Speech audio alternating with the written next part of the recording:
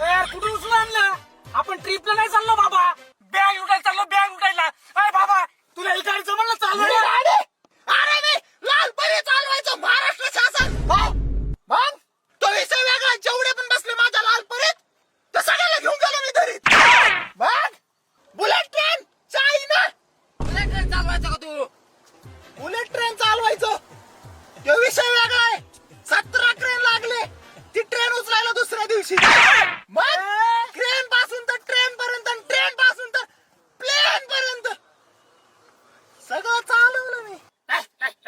काही बोलतोय, काही खोटं बोलून राहिला यो. तू प्लेन चालवला का? प्लेन तू आणि प्लेन? लायसन